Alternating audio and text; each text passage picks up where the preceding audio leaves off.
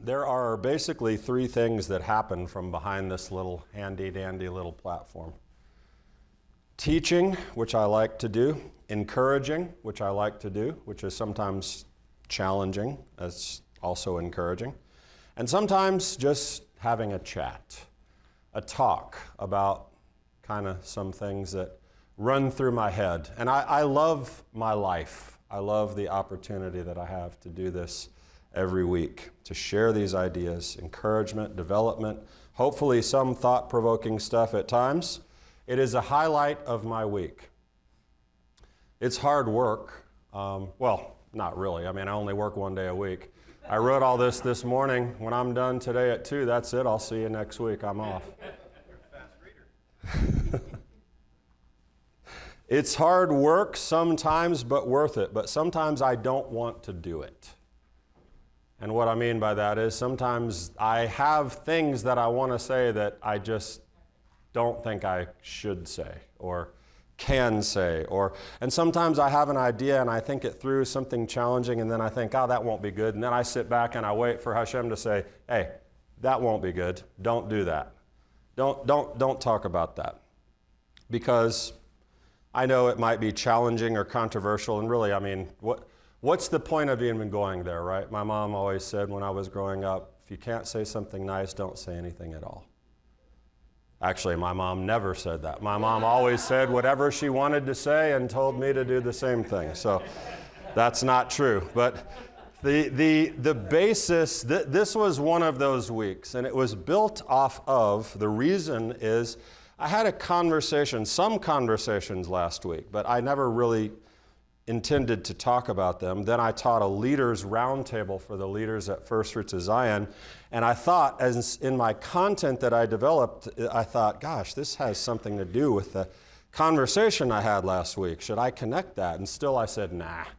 And then I got a random meme in my text, and I thought, darn, this is connected to what I don't want to talk about. Should I? Nah, I won't. I just kept waiting for Hashem to say, nah, something else. Talk about, the Haftorah. But then I kept hearing him say instead, no, go ahead, do it.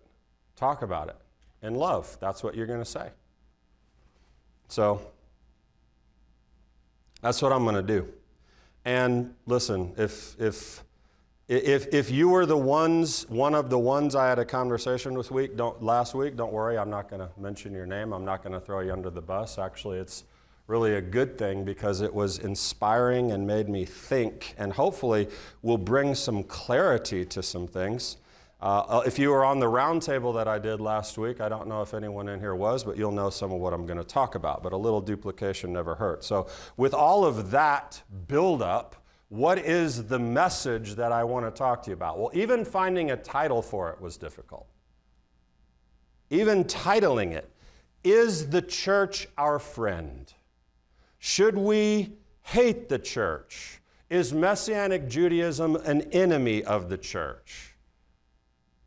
Ultimately, I settled with this very basic title, Are we at odds with the church? Because let's face it, we have some differences. We have some differences, and sometimes, oftentimes, we discuss those differences, which honestly can often give the appearance that we are indeed at odds.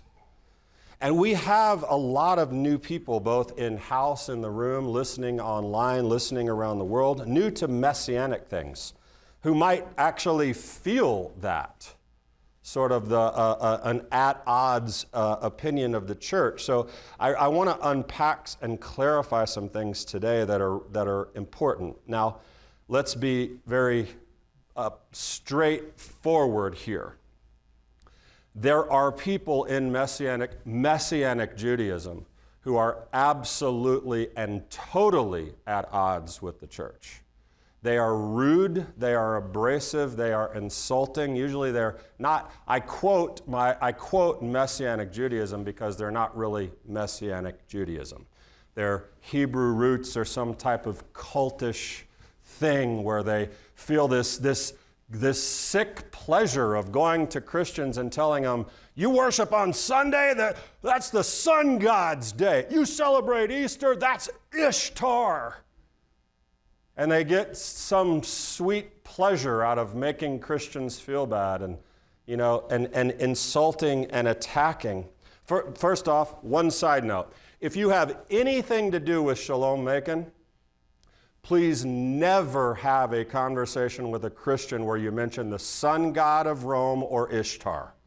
It's not helpful. It does damage to everything we do. That's just a little side note. But those adversarial people that I'm talking about, Hebrew roots, or what I call militant Messianics, they don't count. They're not in this conversation. They are absolutely at odds with everyone, actually, themselves. And we are not those people. But as an example, we at Shalom Macon, people I work with and interact with at First Fruits of Zion, other authentic Messianic synagogues, authentic Messianic Jewish scholarship, that's the we I'm talking about. We do say things that conflict with Christian theology. That is undeniable. The Shabbat, it's not a day that got changed by Jesus. The biblical festival calendar, it's still as appropriate today as it was then. It never went away. They're not shadows in that sort of sense that they're viewed. The law, the Torah, we have a very different perspective on the Torah. We usually have a different perspective on the Jewish people and on Israel and its continued relevance even after Jesus. We have some differences, and often those differences are the very things that have been rejected by Christian theology for millennia. And what happens is our viewpoint is viewed as, at best, it's incorrect. At worst, we're absolute heretics for the things that we say and talk about. So there are some differences, and these are controversial things. And if you've been around Messianic Judaism for more than a week, if that, you've felt some of that conflict. You've had a conversation with someone, or you have had an argument, or been rebuked, or corrected, or attacked, or ignored, or ostracized, or even worse, excommunicated from a community, from a group of friends, from family. I mean, it actually happens. So my message title, forgetting about the Hebrew roots and militant Messianics, are we, us, Shalom Macon, are we at odds with the church? And it's a question you may never have thought about for yourself because the answer is so very obvious, but you should reframe it and ask it this way. Does the church feel that we are at odds with them? That's a better way of phrasing it. Now, in a very gentle and healthy conversation last week, someone told me, I think they could feel that from some of the things you say and, the way you present information. Sometimes it's a little, I don't like it, actually. I don't like it when you mock the church. And, I could have said, they deserve it, they're pagan, Ishtar, sun gods. Or I could have said, I don't care what you think, sit down, shut up. Some leaders do stuff like that. I've been under them before. But I heard that, and I listened to it. And it took up residence in my thoughts and in my mind. And honestly, I've heard it before. You shouldn't make fun. Like, you don't need to do the voices and make the comments. And here's another side note. I told you about Ishtar and the sun god. Side note, if someone points out something to you about your attitude, your character, your way of life, more than once, other people, multiple people say it, you should listen to it. You should at least pay attention to it and see if there is something for you to learn from it. That's just a little life note. The truth of the matter is I do poke fun sometimes of everyone, including myself. I do imitations of Southerners because I am one. I can get away with it. I tell Jewish jokes because I'm Jewish and I can get away with it. I talk about the Baptist church a lot because we're surrounded by Baptists. I attended a Baptist church, so I have experience. I also went to a Catholic church, a Vineyard church, a Pentecostal Assemblies of God church, IHOP worship. I went to North Point Church, Andy Stanley's church, when Kelly and I first got married. I've been around a little bit. Now, I actually did make straight up fun of Benny Hinn for healing people by taking his suit jacket off and hitting him in the face. I thought that was legitimate, though. That was legitimate. And if you haven't seen the video, you need to. But part of that poking fun, part of the poking fun part of it is their fault. These two people right here, them. I grew up in an American Jewish home, okay? You may or may not know my dad, but if you look up sarcasm in the dictionary, you will probably find Richard Eisner's picture there. There was a lot of making fun. There was a lot of laughing at each other. There was a lot of complaining sometimes, and just a lot of emotion and stuff that went on. And you had better learn how to be sarcastic if you're going to survive in my house. So part of it is their fault, but it did rub off. And so honestly, sometimes in my presentations, I go to that place. And here's the deal, though. I don't care. You can make fun of my monotone if you want. You can make fun and call me a Judaizer or say I'm from the circumcision party or whatever. I get it. It's just the way it is. But I do realize that sometimes that can give the wrong impression and might actually make people feel very much at odds. And so I listen to that. And I actually, when someone told me that long time ago, I tried to kind of rein it in, so I stopped making as many voices. But sometimes my personality gets the best of me. But there's a question on the table beyond, I don't have a negative intention when I do that, but the question, are we at odds with the church? Now, the church is a very big organism, so that's kind of hard to say. Is Christianity our enemy?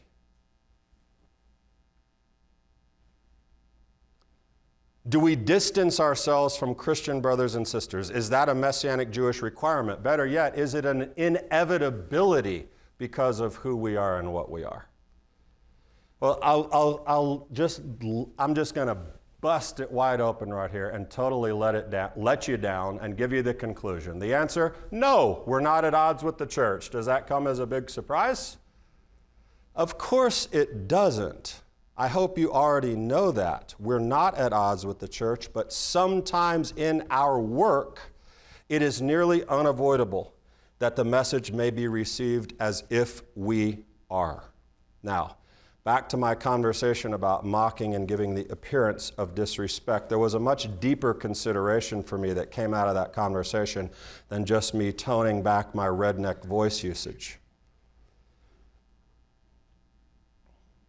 Another conversation I had later in the week with someone else said, when we give the impression that we're at odds, it diminishes the value of what we're actually doing. Now, that was the point. You're losing value in what we're doing if you are running people off and being at odds with them. So much so that in my conversation, someone said, I have friends in the church that are interested that I want to bring here, but I'm afraid because they might feel attacked. As I said, I got that. It resonated with me. I understand. I do. And I'm aware of it. And you know, there are so many people in the world today creating destruction rather than constructing anything. So I definitely don't want to do that. But that statement diminishes the value of what we're actually doing made me ask this question: what are we actually doing? I take what I do very, very seriously, and what we do, because we're all in it together. We're family, so to speak.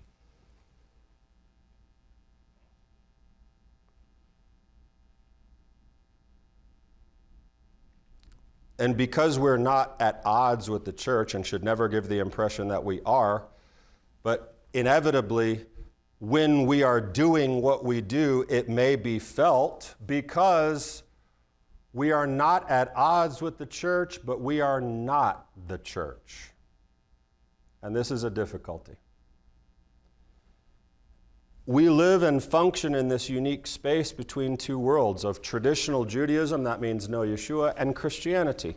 And here's, for example, people ask me if I use the term Christian to describe myself. And I say usually no, but if it puts you at ease or makes you feel better, I can. I don't use that term. And there's nothing wrong, absolutely nothing wrong with the term. You're darn right there's nothing wrong with the term. See, I had to use that voice. Just want to get that one little voice in. I didn't overemphasize it. You're darn right there's nothing wrong with that term. It just means you're a Christ follower, right? And you are that. Yes, I am, true, but connotation. Connotation is really important. An idea or feeling that a word invokes in addition to its literal or primary meaning. Generally speaking, a Christian does a lot of things differently than I do. The day of communal worship, the holidays celebrated, the diet, the perspective toward Torah, wearing hats in God's house. You know, that doesn't describe my observance because people will associate me with something that I'm not really associated with. And we share faith and hope and belief in God, hope in Yeshua, that's certainly true. There is a much more useful term, just as another side note, to describe us all. Do you know what we are? Disciples. We are all disciples of the Master Yeshua. Judaism used that term. That's why the disciples were called disciples. That's why they called him master, teacher. It means a disciple of Yeshua. He is my master, my teacher, my Lord. Now, does that distinction put us at odds with the church if I say that? Of course not.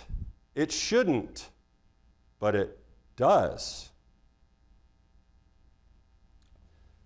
And people have gotten offended by me saying that. But it's really a common sense, worthwhile distinction. I used to have a little Shih Tzu named Elvis. And when if people ask me, what kind of dog do you have? A St. Bernard. And they come to my house and they see it's a Shih Tzu and they say, you can't call a Shih Tzu a St. Bernard. It means something else. Words have a very particular meaning. So there's a unique connotation and meaning behind that word. That's all it means. But when I have that conversation, it can come off as very offensive. Don't get started talking about diet and different things like that. All of it really tends to rub the wrong way. But part of what we're doing is making those distinctions known. And sometimes that can be perceived as judgment, condemnation, criticism by our Christian brothers and sisters, and give somehow the impression that we think we're better than them or superior to them, or that there's this hierarchy in God's eyes and that we are at odds with them. So my previously mentioned conversation, if we're not sensitive about how those distinctions are addressed, if we don't do it with love and sensitivity, it will backfire. It will diminish the work that we're doing. But I think it is very helpful to identify what we are doing. It seems rhetorical. We attend a Messianic synagogue. We celebrate Shabbat and the festivals. We study Torah. We don't eat bacon, probably. It's how we worship God. That's what we're doing. And that's true, and that's great. But I am firmly committed to this idea. I read it somewhere once. To whom much is given, much is expected. And that's true. In other words, I feel like this is much more than just some choice we made, a random decision to look, act, talk differently than many disciples. What I feel is that even though this may be hard to envision, I feel that we found a pearl of great price. The pearl of great price is the kingdom. But I believe that we have found together here and in authentic, sensitive, loving Messianic Judaism, a pearl of great price. And I believe that some have sold everything to buy that field. People have moved here from other states. People drive 45 minutes. You combine everyone's drive time in here, it's probably a lot. We have people all over the world who watch and do this kind of stuff. We're doing something really important, but what is our work? We have this very special thing. I believe in Messianic Judaism. Torah, foundation, Yeshua as prize, kingdom expectation, all of this stuff is unique in the world and challenging for a lot of people. Have you ever had any challenging conversations about what you do and why? And here's a bombshell. I believe that this is superior to many things that have been taught for thousands of years in Christianity. Because this came first. That is my opinion. It does not mean that I think that every answer, every word I've spoken, every attitude, every thought, or everything that is in Messianic Judaism has descended from heaven like Joseph Smith's golden plates. And here we have everything, all the answers. I definitely know that's not the case. Or more importantly, that the church is in some way bad or defective. I do think that it is incomplete in some ways. And on an important level, that is our task. When I talk about the pearl of great price, what I mean is that's a work, that's a calling that has been put on your life to help amend some of those gaps. And what is the work? That's what you keep saying work. What are you talking about? We're certainly not at odds with our brothers and sisters in the church, but we do have work to do related to Christianity. And at the risk of sounding haughty, God has called you to do that. Not because you are, we read in the Torah portion this week, I mentioned it in Shakri, that God says, hey, listen, you don't own this land. He's talking to Israel. You don't own this land. This is my land. You're a sojourner here, okay? I'm not suggesting that like we have achieved some super high spiritual pinnacle, and so God again is, Jane, go. Not anything like that. But because you have found and God has revealed, that puts the work, the ball in your court to make some changes. Our work, we are not at odds with the church, but we are not the church. And sometimes in our work, it is nearly unavoidable that the message may be received as if we are at odds.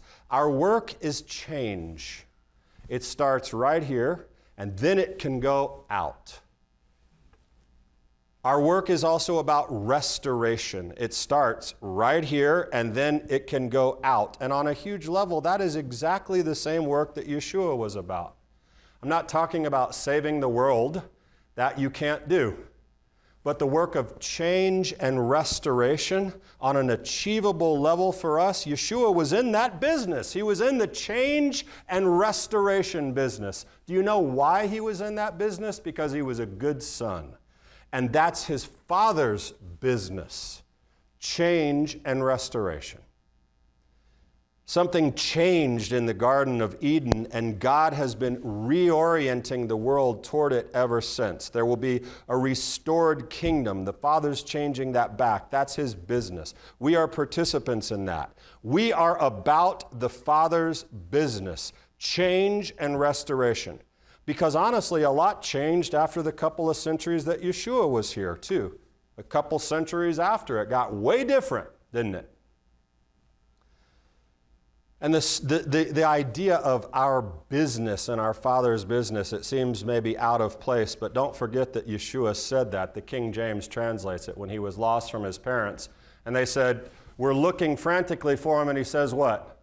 Did you not know I would be here? I must be about my Father's business. That's the King James.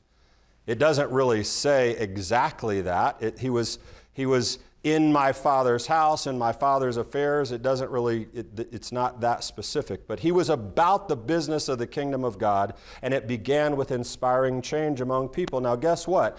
On many, many levels, think about what Yeshua said, who he said it to, and on how many levels did it seem to put him at odds with everyone he talked to, especially the religious establishment. And there was a lot of establishment. Pharisees, Sadducees, Zealots, Essenes, Herodians, Romans. I mean, he was talking and with stern words and criticism and correction, of course, balanced with love and encouragement. But, you know, Paul did the same thing. Paul was very stern, and Paul, I like him. You know why? He even used sarcasm sometimes. But it was never, ever because they were at odds with their brothers. They were about changing, a return, the restoration of something which was more than just their salvation. Yeshua, Paul, us, we're about the Father's business, change, restoration. And I believe, yes, wholeheartedly that some of that needs to make its way to our brothers and sisters in the church, who we are not at odds with, but we are willing to challenge. And I'll tell you the prerequisite for you being able to challenge, I'm not going to do it this week, I'll finish this next week.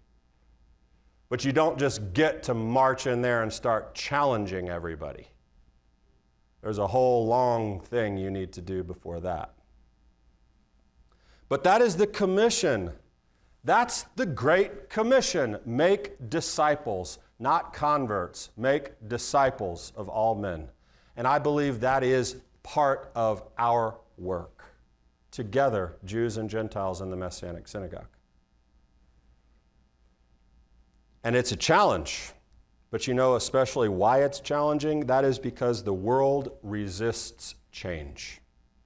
Whether it is physiology, psychology, especially theology, all resist change, but that's our business in the world. We are not at odds. One day, the Lord will be one, and his name one will be there together, and certainly we should be starting that right now. But next week, I want to tell you, this work, this business that your Father has called you in, Messianic Judaism, vis-a-vis Christianity, what you're dealing with, what you need to be prepared for, why you meet resistance, a unique explanation of why you meet resistance, and I'll share my own created term to describe what we do in our business for the kingdom. And most importantly, the importance of learning that to succeed, we will need to learn how to mind your business. And that has a couple of meanings. So I'm just going to abruptly end that right there and say, I'll see you next week, and we'll conclude it all. That's food for thought based on a very provoking conversation. I hope that I heard right from Hashem in presenting this and concluding it next week, but we'll find out then. Shabbat Shalom. Let's stand up.